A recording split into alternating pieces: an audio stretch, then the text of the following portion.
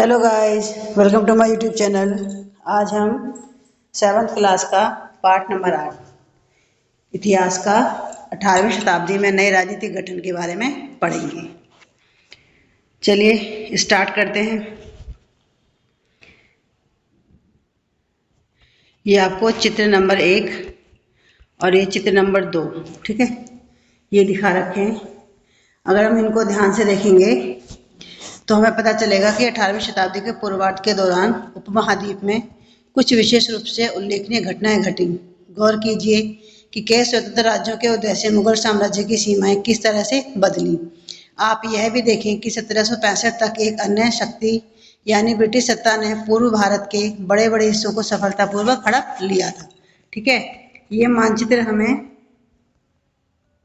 यह दर्शाते हैं कि 18वीं शताब्दी एक ऐसी अवधि थी जब भारत में राजनीतिक परिस्थितियां अपेक्षाकृत एक छोटे से समयांतराल में बड़ी तेजी से अचानक बदलनी शुरू हो गई थी। इस अध्याय में हम 18वीं शताब्दी के पूर्वार्ध, मोटे तौर पर 1707 में जब औरंगजेब की मृत्यु हुई थी। औरंगजेब की मृत्यु कब हुई थी? तो औरंगजेब की मृत्यु हुई थी 1760 ईस्वी में, ठीक है, से 1761 तक पानीपत की तीसरी लड़ाई के दौरान उपमहाद्वीप में उत्पन्न हुई नई शक्तियों के बारे में पढ़ेंगे। तो पानीपत की तीसरी लड़ाई कब हुई थी? तो पानीपत की तीसरी लड़ाई 1761 में हुई थी और औरंगजेब की मृत्यु 1707 ईस्वी में हुई थी। मुगल साम्राज्य और परवर्ती मुगलों के लिए संकट की स्थिति। मुगल साम्राज्य अपनी सफलता की ऊंचाई पर किस प्रकार पहुंचा था और फिर 17वीं शताब्दी के अंतिम वर्षों में उसके सामने तरह तरह के संकट किस प्रकार खड़े होने लगे थे, ऐसा अनेक कारणों से हुआ। बादशाह औरंगजेब ने दक्कन में 1679 से लंबी लड़ाई लड़ते लड़ते साम्राज्य के सैन्य और वित्तीय संसाधनों को बहुत अधिक खर्च कर दिया था। औरंगजेब के उत्तराधिकारियों के शासनकाल में साम्राज्य के प्रशासनिक कार्यकुशलता समाप्त होने लगी और मनसबदारों के शक्तिशाली वर्गों को वश में रखना किन्नी सत्ता के लिए कठिन हो गया। सूबेदार के रूप में नियुक्त अभिजात अक्सर राजस्व और सैन्य प्रशासन, दीवानी और फौजदारी दोनों कार्यों पर नियंत्रण रखते थे। इससे मुगल साम्राज्य के विशाल क्षेत्रों पर उन्हें विस्तृत राजनीतिक, आर्थिक और सैन्य शक्तियां मिल गईं। जैसे जैसे सूबेदारों ने प्रांतों पर अपना नियंत्रण सुदृढ़ किया, राजधानी में पहुंचने वाले राजस्व की मात्रा में कमी आती गई। उत्तरी तथा पश्चिमी भारत के अनेक हिस्सों में हुए जमींदारों और किसानों के विद्रोहों और कृषक आंदोलनों ने इस समस्या को और भी गंभीर बना दिया। कभी कभी ये विद्रोह बढ़ते हुए करों के भार के विरुद्ध किए गए थे और कभी कभी ये शक्तिशाली सरदारों के द्वारा अपनी स्थिति को सुदृढ़ बनाने की कोशिशें थी।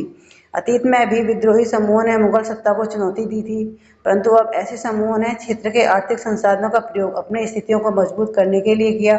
जिस तरह से धीरे धीरे राजनीतिक व आर्थिक सत्ता प्रांतीय सूबेदारों, स्थानीय सरदारों व अन्य समूहों के हाथों में आ रही थी, अंग्रेजों के उत्तराधिकारी इस बदलाव को रोक न सके। इस आर्थिक व राजनीतिक संकट के बीच ईरान के शासक नादिर शाह ने 1739 में दिल्ली पर आक्रमण किया। तो यानी कि जो ईरान का शासक नादिर शाह था उसने दिल्ली पर आक्रमण कब किया था? तो उसने दिल्ली पर आक्रमण 1739 में किया था और संपूर्ण नगर को लूटकर वह बड़ी मात्रा में यहाँ से धन दौलत ले गया। नादिर शाह के आक्रमण के बाद अफगान शासक अहमद अब्दाली के आक्रमणों का तांता लगा रहा। उसने तो 1748 से 1761 के बीच 5 बार उत्तरी भारत पर आक्रमण किया और लूट मचाई। ठीक है, देखो पहले तो नादिर शाह ने दिल्ली पर आक्रमण किया और नादिर शाह के आक्रमण के बाद में जो अफगान शासक था अहमद शाह अब्दाली, इसने उत्तर भारत पर 5 बार आक्रमण किया था। साम्राज्य पर सब ओर से दबाव तो पड़ ही रहा था। अभिजात के विभिन्न समूहों की पारस्परिक प्रतिद्वंदिता ने उसे और भी कमजोर बना डाला। ये अभिजात 2 गुटों में बटे हुए थे, ईरानी और तुरानी। काफी समय तक परवर्ती मुगल बादशाह इनमें से एक दूसरे समूह के हाथों की कठपुतली बने रहे। बेहद अपमानजनक स्थिति तब पैदा हो गई जब 2 मुगल बादशाहों फारुखशियर और आलमगीर द्वितीय की हत्या हो गई और 2 अन्य बादशाहों अहमद शाह और शाह आलम द्वितीय को उनके अभिजातों ने अंधा कर दिया। मुगल सम्राटों की सत्ता के पतन के साथ साथ बड़े बड़े प्रांतों के सूबेदारों और बड़े बड़े जमींदारों ने उपमहाद्वीप के विभिन्न भागों में अपनी शक्ति और प्रबल बना ली, जैसे अवध और हैदराबाद। हम बात करते हैं राजपूत। बहुत से राजपूत घराने, विशेष रूप से अंबर और जोधपुर के राजघराने, मुगल व्यवस्था में विशेषता के साथ सेवारत रहे थे। बदले में उन्हें अपने वतन जागीरों पर पर्याप्त स्वायत्तता का आनंद लेने की अनुमति मिली हुई थी।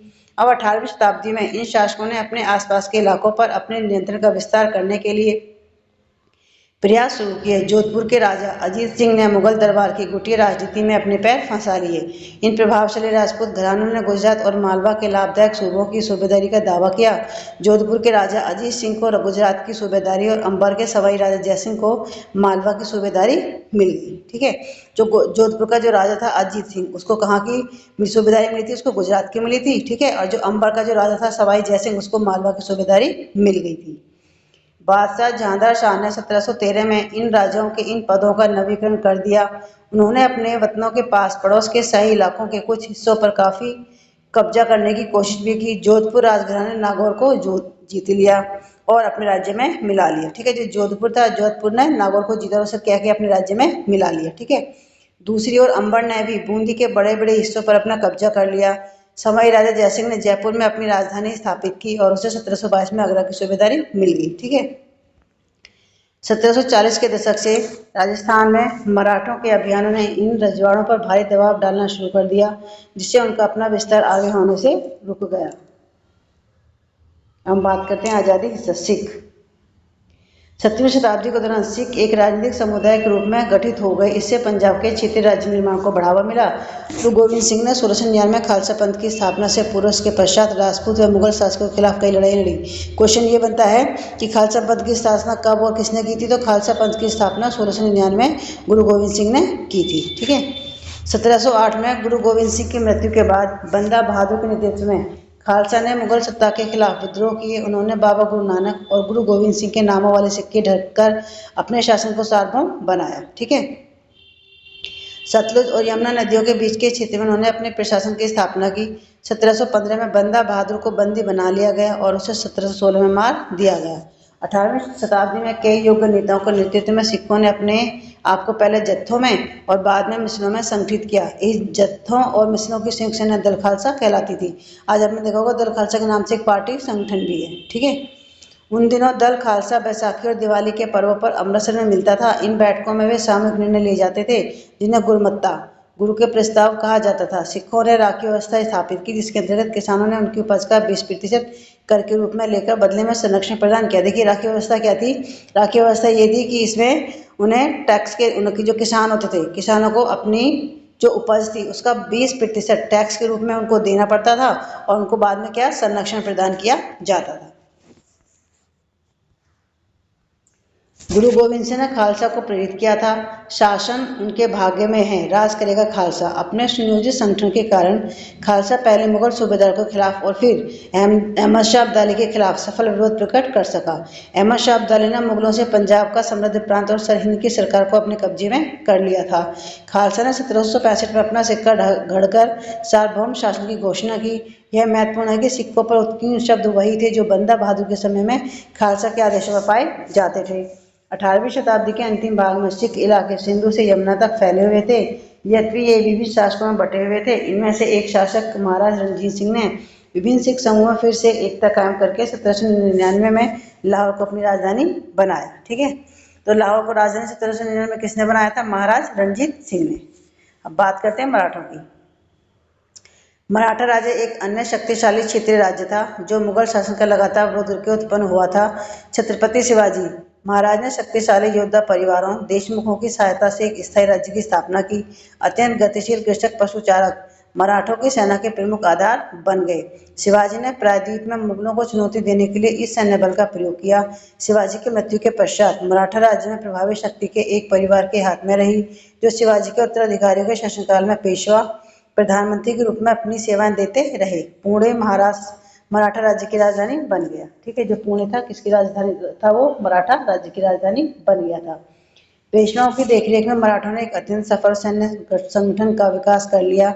उनकी सफलता का रहस्य यह था कि मुगलों के किलाबंद इलाकों से टक्कर न लेते हुए उनके पास से चुपचाप निकलकर शहरों कस्बों पर हमला बोलते थे और मुगल सेना से ऐसे मैदानी इलाकों में मुठभेड़ लेते थे जहां रसद पाने और कुमक आने से रास्ते आने से रोके जा सकते थे। 1720 से 1761 के बीच मराठा साम्राज्य का काफी विस्तार हुआ। उसने स्नेह स्नेह और काफी सफलतापूर्वक मुगल साम्राज्य की सत्ता को क्षति पहुंचाई। 1720 के दशक तक मालवा और गुजरात मुगलों से छीन लिए गए। 1730 के दशक तक मराठा नरेश को समस्त दक्षिण प्रायद्वीप के अधिपति के रूप में मान्यता मिल गई और साथ ही क्षेत्र पर चौथ और स्वदेशमुखी कर वसूलने का अधिकार भी उन्हें मिल गया। 1737 में दिल्ली पर धावा बोलने के बाद मराठा प्रभुत्व की सीमाएं तेजी से बढ़ी। वे उत्तर में राजस्थान और पंजाब, पूर्व में बंगाल, उड़ीसा तथा दक्षिण में कर्नाटक और तमिल एवं तेलुगु प्रदेशों तक फैल गई। इन क्षेत्रों को औपचारिक रूप से मराठा साम्राज्य में सम्मिलित नहीं किया गया, मगर मराठा प्रभुसत्ता को स्वीकार करने के तरीके के रूप में उनसे भेंट की रकम ली जाने लगी। साम्राज्य के इस विस्तार से उन्हें संसाधनों का भंडार तो मिल गया, मगर उसके लिए उन्हें कीमत भी चुकानी पड़ी। मराठों के सैन्य अभियानों के कारण अन्य शासक भी उनके खिलाफ हो गए। परिणाम स्वरूप मराठों को 1761 में पानीपत की तीसरी लड़ाई में अन्य शासकों से कोई सहायता नहीं मिली। अंतहीन सैन्य अभियानों के साथ साथ मराठों ने एक प्रभावित प्रशासन व्यवस्था तैयार की।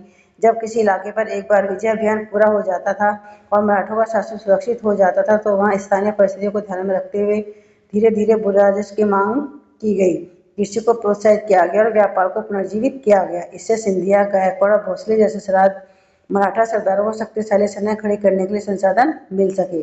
1720 के दशक में मालवा में मराठा अभियान ने उस क्षेत्र में स्थित शहरों के विकास और समृद्धि को कोई हानि नहीं पहुंचाई।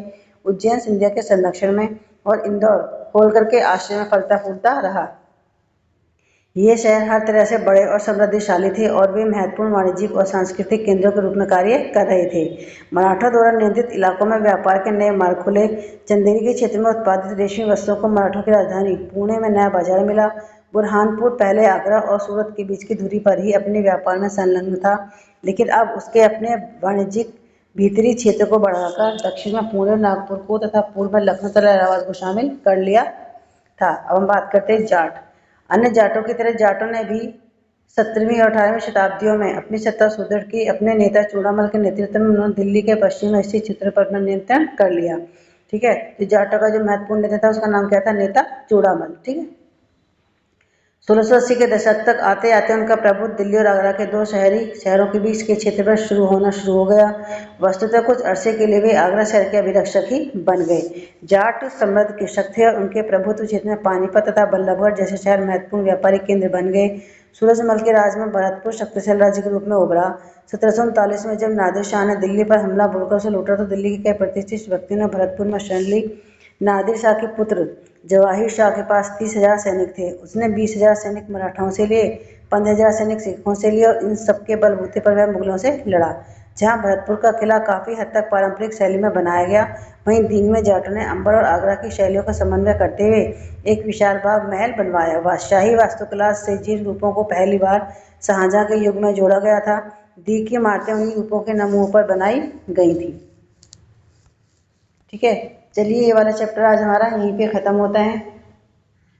प्लीज़ मेरे चैनल को लाइक और सब्सक्राइब करना न भूलें। साथ में आप कमेंट्स करके भी आप बता सकते हैं कि आपको चीज़ समझ में आ रही है या नहीं। तो मिलते हैं आपसे नेक्स्ट वीडियो में। और जो बच्चे मेरे चैनल पे नए हैं, प्लीज़ मेरे चैनल को लाइक और सब्सक्राइब करना न भूलें। साथ में दूसरे बच्चों को शेयर भी करना न भूलें, ताकि उन बच्चों को भी हेल्प हो सके। ठीक है, तो प्लीज़ मेरे चैनल को लाइक और सब्सक्राइब करें। मिलते हैं आपसे नेक्स्ट वीडियो में। Thank you.